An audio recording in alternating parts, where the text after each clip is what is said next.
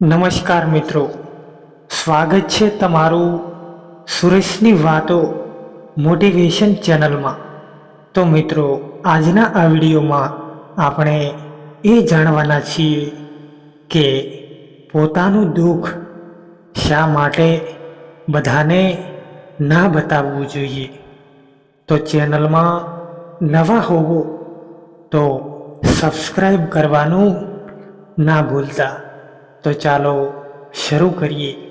Number 1, મિત્રો, ક્યારે પણ આપણું દુઃખ બધાને ના બતાવવું જોઈએ, કારણ કે બધાની પાસે દુઃખની દવા નથી મળતી, પણ મીઠું બધાની પાસે મળી આવે છે।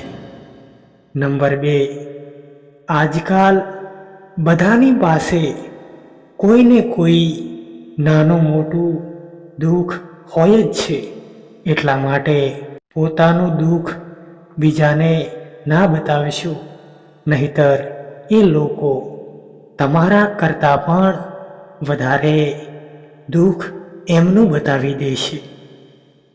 નંબર 3, દરેક કોઈને પોતાના સમજવાનું છોડી દો, કારણ કે બધા લોકો આપણા પોતાના નથી હોતા।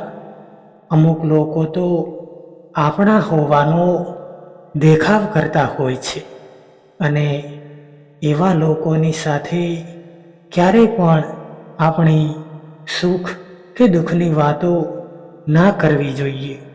એ આપણા સુખને જોઈને ક્યારેય ખુશ નથી થતા, પણ આપણું દુઃખ જોઈને ખુશ જરૂર થતા હોય છે। જેમની સાથે રહીને ખુશી ના મળે એવા લોકોની સાથે ના રહેવું જોઈએ। સમયનું કામ તો ચાલતા રહેવાનું છે, એ તો ચાલતો રહેશે અને જતો રહેશે।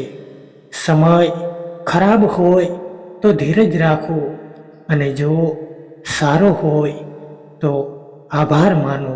મજબૂત બનવાની મજા ત્યારે જ આવે છે જ્યારે આખી દુનિયા તમને કમજોર બનાવવા માટે બેઠી હો। કોઈ કોઈનો સાથ નથી આપતું આજના જમાનામાં। બસ ખાલી બધા પોતપોતાના મતલબ માટે સાથે રહે છે। જે લોકો સૌથી વધારે પોતાના દેખાવાનો દેખાડો કરે છે, એ જ લોકો સૌથી વધારે દગો કરતા હોય છે। જિંદગી ઘણી મોંઘી છે સાહેબ, એટલા માટે મતલબી અને સસ્તા લોકો માટે બરબાદ ના કરતા। પોતાને હંમેશા એવા બનાવો કે લોકો તમારા આવવાનો ઇંતજાર કરે, ના કે જવાનો। જ્યારે લોકો રસ્તો અલગ કરવાનો ફેસલો કરી લે છે, ત્યારે એ સૌથી પહેલાં વાતચીત કરવાનું ઓછું કરી દે છે। જિંદગીમાં બધું જ પાછું મળી શકે છે, પણ સમયની સાથે ખોવાયેલ સંબંધો અને ભરોસો ક્યારેય પણ પાછો નથી મળતો।